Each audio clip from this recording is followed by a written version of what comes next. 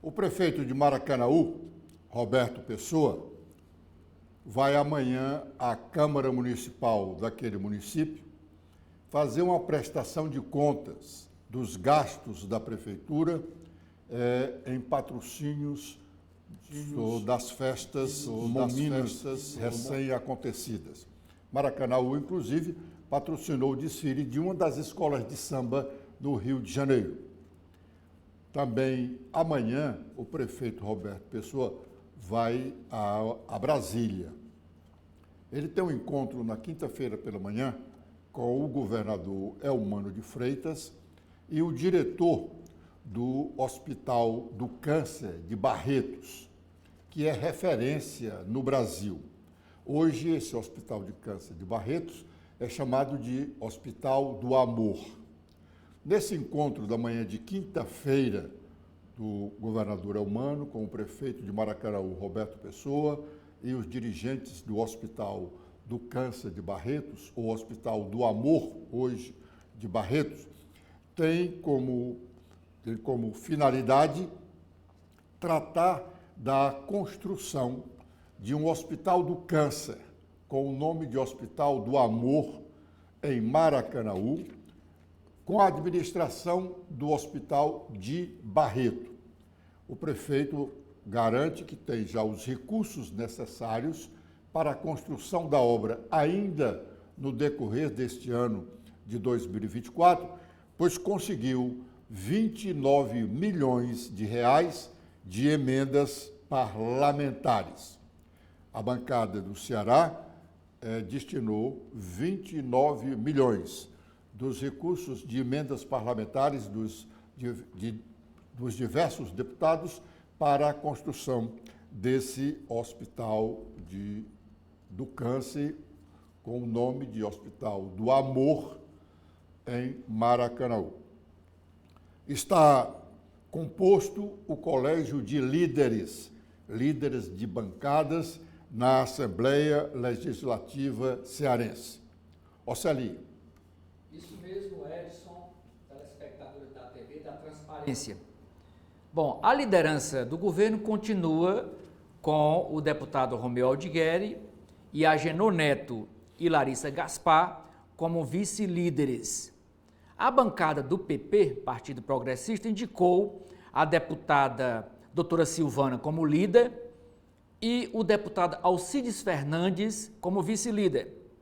A bancada do União Brasil, Sargento Reginaldo é o líder e Felipe Mota o vice-líder.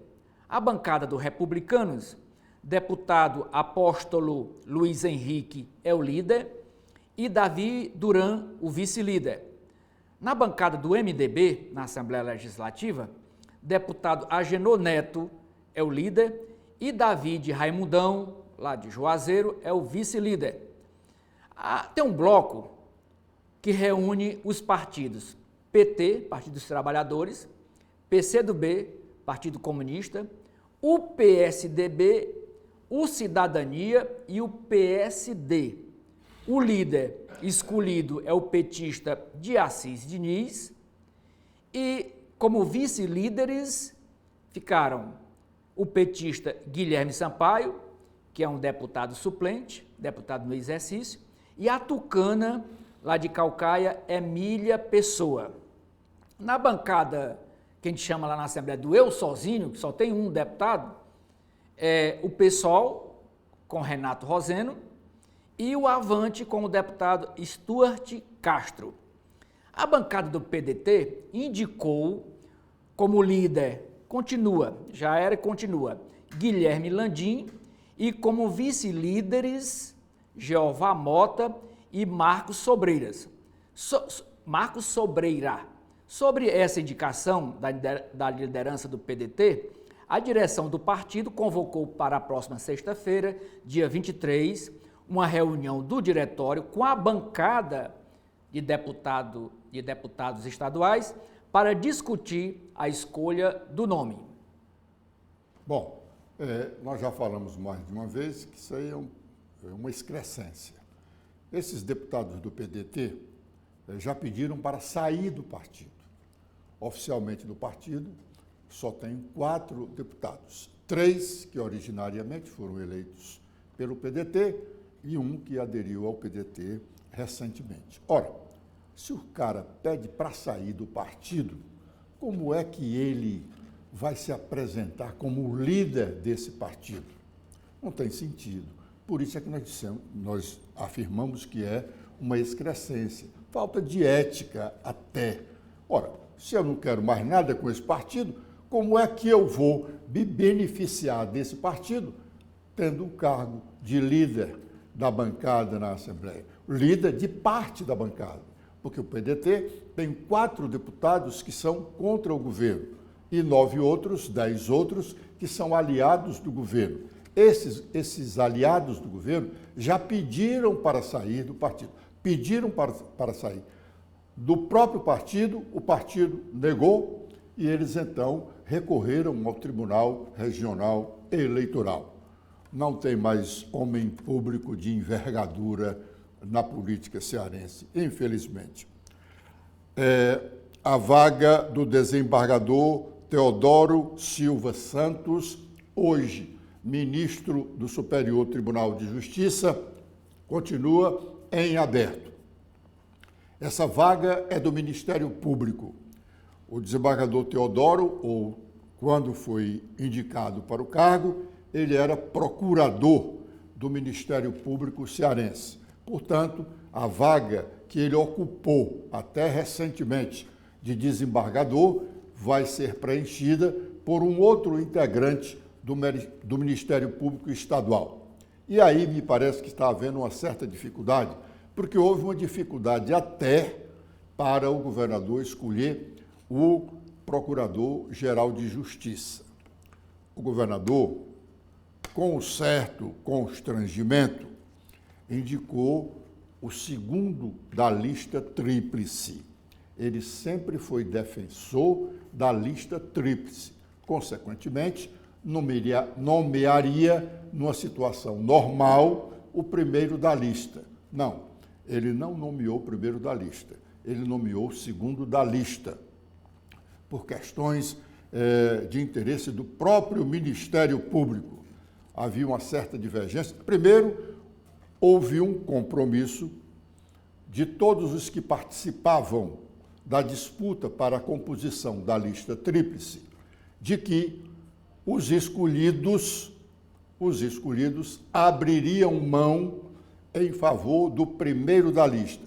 Quer dizer, os 2 outros integrantes da lista, que eram os menos votados, eles não iriam aceitar a indicação para Procurador-Geral de Justiça. Houve uma reviravolta, esse acordo foi quebrado, mas não foi quebrado por a iniciativa de nenhum dos próprios. Foi forçosamente quebrado, porque estava havendo uma divergência lá no Ministério Público, inclusive sobre questionamento de gastos dos recursos do Ministério Público. Essa divergência, ela persiste ainda para a composição da lista sextupla. O Ministério Público, para essa vaga que foi ocupada pelo desembargador Teodoro Silva Santos, hoje ministro do Superior Tribunal de Justiça, essa vaga será preenchida da seguinte maneira, já explicamos aqui. O Ministério Público faz uma lista sextupla, 6 nomes, manda para o Tribunal de Justiça do Estado. O Tribunal de Justiça reduz essa lista a 3 nomes e encaminha para o governador do Estado, que escolherá um dos 3 para ser o novo desembargador. Mas não há só essa vaga em aberto, que ainda está em aberto e não foi publicado o edital para que os interessados, no caso o Ministério Público, começassem a se preparar para escolher a sua lista sextupla. Enquanto isso, o tribunal se prepara para preencher uma outra vaga. Oceli. Abre-se outra vaga de desembargador no Tribunal de Justiça do Ceará. A anterior, como já falamos aqui, está em processo de escolha, cuja vaga foi aberta em virtude da aposentadoria da desembargadora Maria Vilauba Fausto Lopes, ocorrida em 19 de dezembro de 2023. Ontem, segunda-feira, o desembargador Francisco Darival Bezerra Primo, que hoje está aniversariando, após mais de 40 anos dedicados à magistratura, se aposentou. A portaria foi publicada ontem. Ele, natural de Farias Brito, o magistrado trabalhou nas comarcas de Caririaçu, Mauriti, Juazeiro do Norte. Em Fortaleza, atuou na primeira vara do júri, foi juiz auxiliar da presidência do tribunal, da Corregedoria Geral e diretor do Fórum Clóvis Bevilacqua. Teve uma atuação marcante na área da juventude e da infância. Foi nomeado ao cargo de desembargador do Tribunal de Justiça do Ceará no dia 18 de fevereiro de 2011. Atualmente, integrava a 4ª Câmara de Direito Privado, onde exerceu a presidência até o último dia 6 de fevereiro. Bom, o desembargador Darival alcançou o limite máximo de idade para permanecer no serviço público. Então, ele chega hoje, no dia do seu aniversário, aos 75 anos e automaticamente está aposentado. Geralmente, eles evitam se aposentar no dia, compulsoriamente no dia. Antecipam um dia, um mês, 15 dias e assim por diante. O doutor Darival, como explicou aí o Oceli, resolveu pedir a aposentadoria na véspera de alcançar a sua compulsória. As primeiras sessões deliberativas do Congresso Nacional devem ocorrer nesta terça-feira. Ontem já houve sessão, mas apenas para debates, para pronunciamentos de interesse dos deputados, deputados e senadores, nada de votação. Hoje, então, começam as sessões deliberativas. E nestas sessões, nós vamos ter um pronunciamento, ou melhor, nós vamos ter o início da renúncia do ex-ministro da Justiça, o senador Flávio Dino. Ele vai ocupar, nos próximos dias, uma vaga de ministro do Supremo Tribunal Federal. Ontem ele fez um pronunciamento defendendo o fim da aposentadoria compulsória, não pela idade, mas por determinação dos respectivos colegiados de qualquer magistrado que tenha sido punido por algum deslize na sua atuação judicatória e, nesses casos, os tribunais resolviam puni-los com uma aposentadoria. E a sociedade sempre reclamou disso.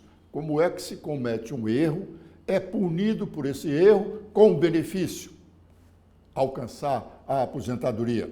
Então, o projeto do senador, ainda senador Flávio Dino, é para acabar com esse benefício. Vamos ouvir um pouco do que ele disse ontem no plenário do Senado.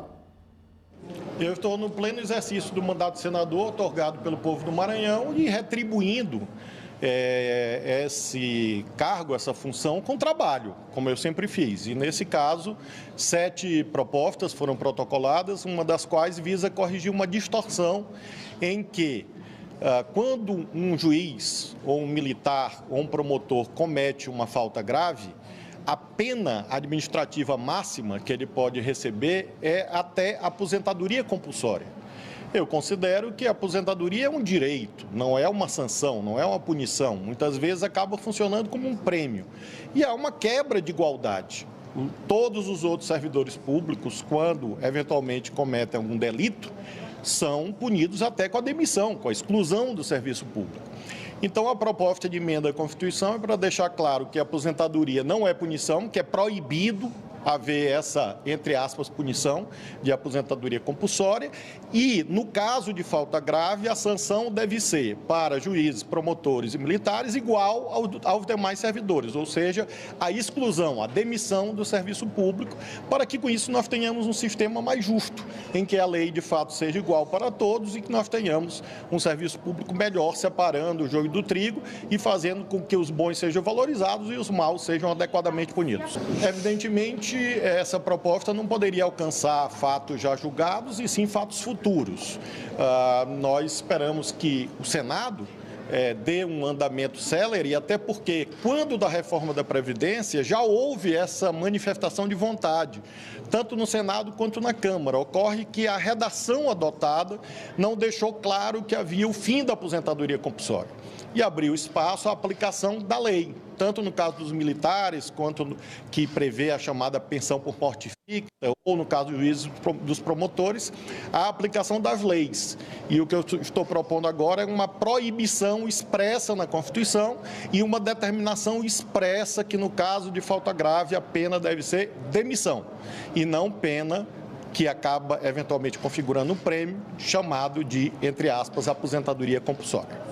Como é uma proposta plenamente justificada à luz dos fatos e se coaduna com decisões que já foram adotadas aqui mesmo na casa, e considerando que nós começamos a colher as assinaturas hoje e já temos mais da metade das necessárias, eu tenho convicção que até amanhã teremos as 27 assinaturas e, com isso, a proposta ficará tramitando. Posteriormente, evidentemente, caberá às lideranças e ao presidente Pacheco, nesse conjunto de preocupações institucionais com o país, e fazer esta medida que configura inclusive algo necessário para a compreensão de uma verdadeira reforma administrativa, que não puna aqueles que já são os mais desvalorizados, e sim algo que leve em conta a necessidade de maior igualdade no serviço público no que se refere ao regime disciplinar. Não é cabível que haja um regime disciplinar privilegiado para algumas categorias diferentes do regime disciplinar dos demais servidores públicos.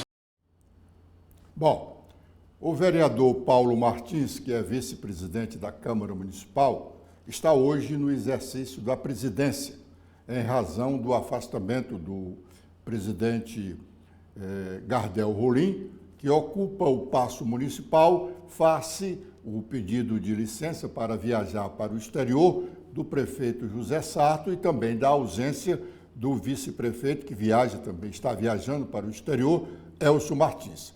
Ontem, Elcio Batista, desculpa. Ontem, o vereador Paulo Martins falou para a nossa TV da Transparência sobre o processo disciplinar que envolve a vereadora enfermeira Ana Paula. Vamos ouvi-lo. Bom, a gente recebeu lá na Câmara essa representação na sexta-feira que antecedeu o Carnaval, né? E hoje essa representação se encontra na Procuradoria Jurídica da Câmara para fazer essa análise de admissibilidade, né? Ver se realmente está tudo ok. Posteriormente, isso aí deve levar em torno de 2 semanas. Posteriormente, será encaminhada para a comissão, o Conselho de Ética da Casa, né? Essa comissão já previamente formada, e aí o corregedor vai opinar também se dá seguimento ou não à representação, né? Lembrando que a vereadora que está sendo acionada vai ter direito ali ao contraditório, ampla defesa, né? Tudo vai tramitar aí com base nos princípios da legalidade, né? Então aguardar realmente dar tempo aos trâmites legais para que a gente aguarde aí a conclusão do trabalho do Conselho de Ética da Casa. Que é, inclusive, presidido pela conselheira Cláudia.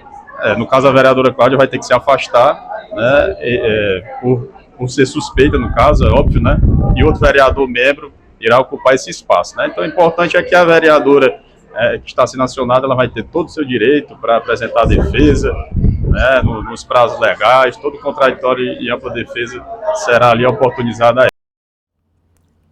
Bom, a vereadora enfermeira Ana Paula está no Conselho de Ética da Câmara, ou melhor, ainda não está, porque a Procuradoria da Câmara ainda analisa a representação para ver se ela preenche os requisitos legais de uma representação, que pode causar, inclusive, a perda do mandato. Pois bem, a vereadora enfermeira Ana Paula está no centro dessa discussão, porque no dia da abertura dos trabalhos da Câmara Municipal deste ano, no dia 1º de fevereiro, ela, num gesto tresloucado, foi a expressão que nós utilizamos desde aquele dia, fez lá uma manifestação grosseira, agredindo o prefeito, José Sarto, que estava na Câmara para fazer a sua prestação de contas, e ao próprio presidente da Câmara, vereador Gardel Rolim.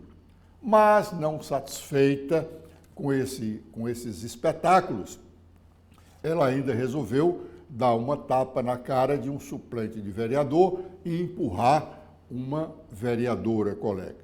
Por isso, a vereadora representou e o ímpeto dos vereadores é de puni-la, punir a vereadora enfermeira Ana Paula. Nós já dissemos aqui que um grupo expressivo quer a cassação do mandato, outro acha que deve apenas suspendê-la do mandato. Vamos aguardar o que vai acontecer.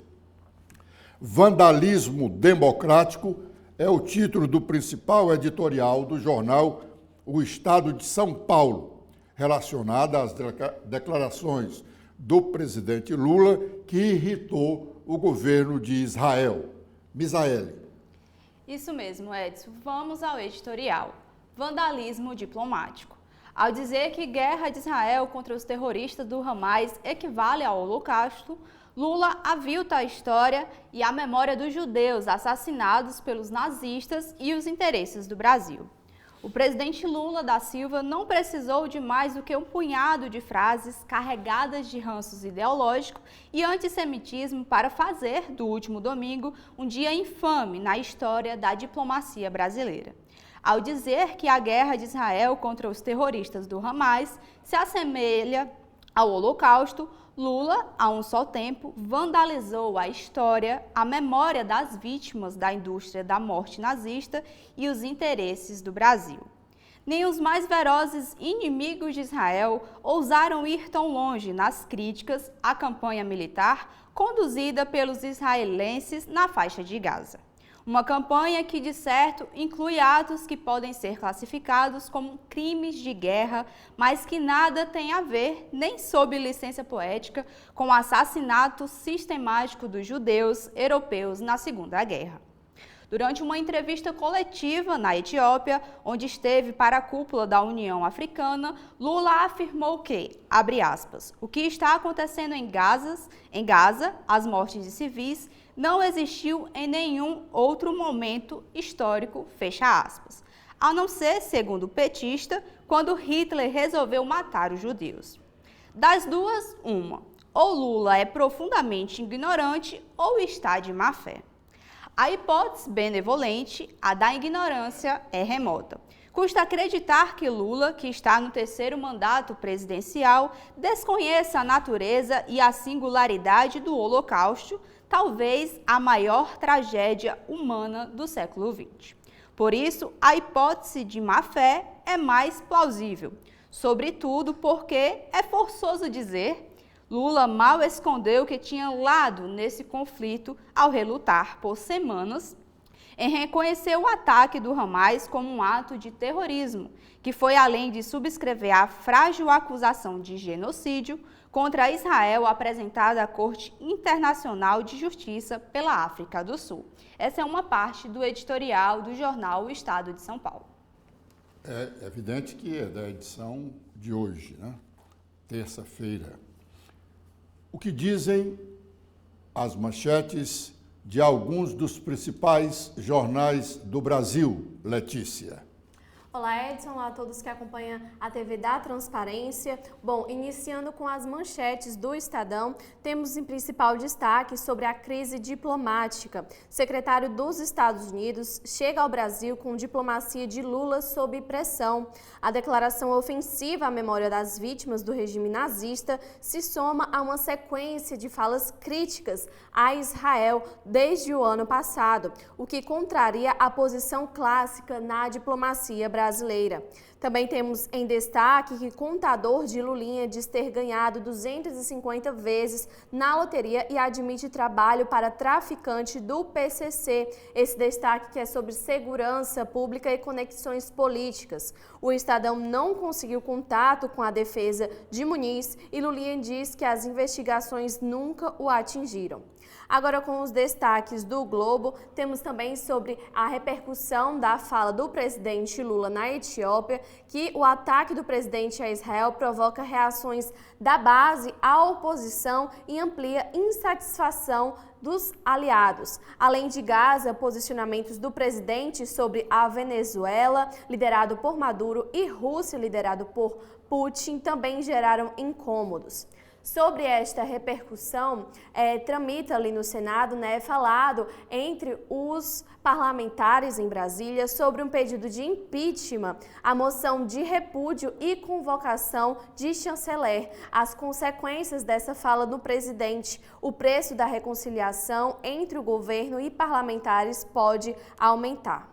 E também temos sobre a nova lei do CPF, que entra em vigor. Saiba tudo o que modificou no documento nessa matéria do Globo. E com as últimas da Folha de São Paulo, temos sobre o Supremo Tribunal Federal. O ministro Dias Toffoli manda retirar diálogos entre advogado e investigado de inquérito sobre hostilidades a Alexandre de Moraes. A ação que apura confusão em Roma, quando o ministro esteve viajando entre turistas brasileiros e o ministro do Supremo, reúne transcrições de conversas da defesa. E com as últimas temos que a coletiva de judeus defende Lula e diz que o petista externou o que está no imaginário. Bom, o vereador Gardel Rolim, no exercício da Prefeitura de Fortaleza, tem tido uma maratona de inaugurações e visitas a obras do município. Aliás, em relação à visita a obras, ontem o mundo político foi surpreendido com uma foto do ex-ministro Ciro Gomes visitando obras da Prefeitura de Fortaleza com um dos secretários municipais. E aí veio logo uma onda de especulação, visitando obras da Prefeitura, agora num momento que antecede o período eleitoral. Bom, os amigos de Ciro dizem que ele não tem nenhuma pretensão em relação às eleições municipais deste ano, embora esteja envolvido no processo do partido, o PDT, com relação à escolha de candidatos a prefeito no interior do estado. Isto porque o candidato a prefeito do PDT de Fortaleza é o prefeito José Sato, que disputa a reeleição. Pois bem, Gardel Rolim, nesse movimento dele, ontem, antes da inauguração de uma renovação num posto de saúde da prefeitura aqui na área da Aldeota, deu uma entrevista coletiva sobre a sua atuação. Vamos ouvir parte dela. Pois é, isso é um grande pacote de obras, especialmente agora hoje da saúde, obras que estão transformando de verdade a saúde pública de Fortaleza. Eu sou profissional de saúde, acompanho a saúde de Fortaleza há pelo menos 20 anos e vejo na prática, no dia a dia, como isso tem se transformado. Hoje nós estamos aqui devolvendo para a comunidade Miriam Porto Norte. Só aqui foram investidos mais de R$600 mil numa reforma e requalificação do posto, para que o posto tenha condições de atender cada vez melhor o cidadão. Mas agora o Miriam Mota, 16 novos postos de saúde estão sendo construídos na cidade. 8 postos de saúde foram derrubados e reconstruídos do zero. Nós temos as carretas no meio de saúde, que são 6 que já estão funcionando. Nós temos o tuk-tuk entregando medicamento na casa das pessoas. Nós temos, essa semana, o prefeito Sarto lançou um mutirão de cirurgias, onde destinou mais de R$17 milhões para atacar filas de cirurgia, especialmente nas cataratas, nós temos 14 mil pessoas na fila em Fortaleza. Portanto, são muitas ações de saúde. Aqui eu falei só um pouquinho, mas são muitas ações de saúde.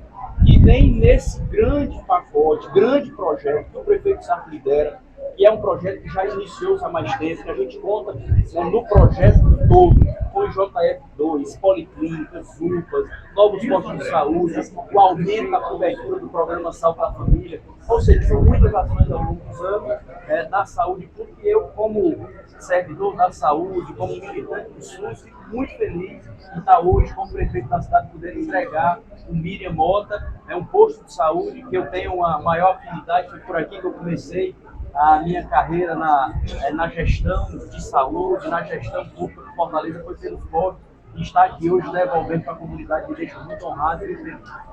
Bem, basicamente aqui, esse posto já era um posto que tinha equipes completas, Nós estamos falando aqui de troca de piso, reforma de paredes, local para atendimento, ou seja, uma requalificação da estrutura física do prédio.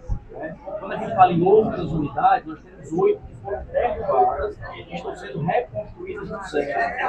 Além de 16 novos postos, são lugares que não tinham atendimento, ou seja, um vazio assistencial que a gente chama, e que estão sendo construídos 16 novos postos de saúde. Então, dentro de um grande plano, de um grande projeto liderado pelo prefeito, só que também conduzido pelo secretário da Lei, que tem dado uma velocidade, uma dinamicidade muito grande ao projeto da saúde em Fortaleza. Pois é, esse é um posto dos mais utilizados pela cidade, um posto que tem uma cobertura importante, é um posto que está localizado num local importante. Ele passou por uma requalificação da sua infraestrutura. Eu comentava agora há pouco que, para além da entrega do Miriam Mota, tem várias ações na saúde. Nós estamos falando, nesse momento aqui, de construção de 16 novos postos de saúde. Estou falando de 8 reconstruções, ou seja, postos que eram muito velhos foram derrubados e estão sendo erguidos novamente com estrutura adequada para atender o cidadão, além de outras iniciativas, como o Vem Saúde, que é a carreta que vai até os bairros onde o cidadão está. Nós temos uma inovação também, que é o Tuk-Tuk, que vai entregar o medicamento na casa do cidadão de Fortaleza.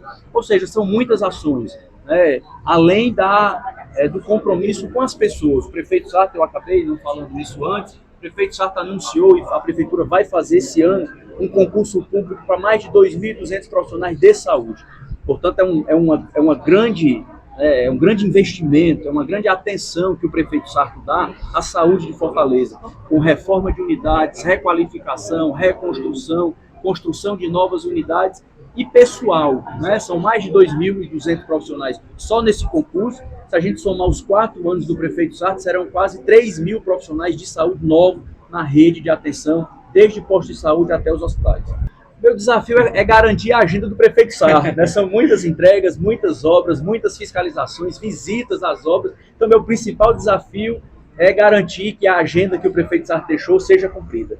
É um posto conceito, é um posto de referência, Durante a reforma, nós tivemos que dividir o atendimento na região das Claras e ali do Trilho, e aí agora volta para seu verdadeiro local, totalmente reformado, requalificado, dando melhor condição de atendimento para o usuário e também para os profissionais que aqui trabalham. Tem uma área de mais de 12 mil pessoas cadastradas, é uma área que tem, ela é muito referência, porque foi feito em exercício Gardel, visitou ali a sala de vacinas aqui é muito conhecida, muitos aqui da região vêm aqui para essa sala de vacina, é um serviço público e de muita eficiência aqui nesse posto de saúde. Então, felicidade grande, nós estamos aqui entregando também com o prefeito em exercício, essa unidade nova, que passou algum tempo em reforma, mas está aqui totalmente reformulada dentro daquele pacote que o prefeito lançou em março do ano passado, requalificando toda a atenção de saúde em Fortaleza, não só a atenção primária, a atenção secundária,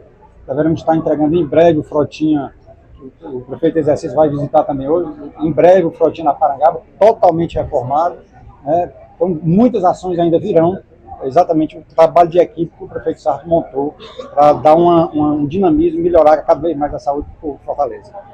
Bem, primeira agenda vai ser intensa essa semana, Todo dia nós teremos aí 1 ou 2 agendas públicas de entrega de equipamento, fiscalização, ordem de serviços. É uma agenda que já foi montada pelo prefeito Sarto, era a agenda que o prefeito Sarto cumpriria se estivesse em Fortaleza.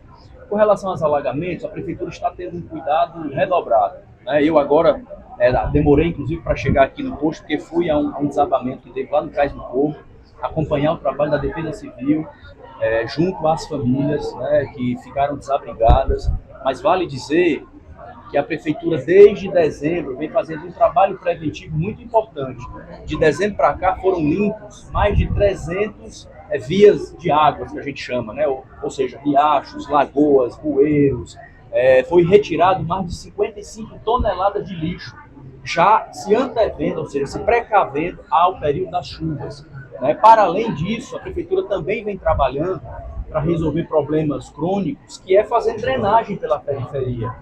Várias áreas da cidade que alagavam em outras épocas, não alagaram esse ano, porque a Prefeitura teve uma ação importante de drenagem. Eu posso citar aqui, o próprio Cais do Porto recebeu uma grande obra de drenagem, e que neste ponto em que foi feita essa obra não houve alagamento. Então a Prefeitura atuou pelo menos essas duas vias, uma via preventiva, que é de limpeza, né, das vias fluviais, e em segundo, fazendo um trabalho que é um trabalho que deve ser permanente. Começou com o Proinfra 1, Proinfra 2, o prefeito Sarto tem um cuidado e um zelo muito grande com esse projeto, que é um projeto que leva dignidade às pessoas, que leva drenagem, que leva pavimentação, esgoto, inclusive. Sábado eu entreguei uma drenagem com esgoto e pavimentação do Jagatá, que é uma comunidade do Grande Rio Grande do Sul, que outrora alagava e que esse ano não alagou por causa de uma ação da Prefeitura de Fortaleza. Então, a gente vai seguir, eu acho que esse é o caminho que a Prefeitura deve seguir,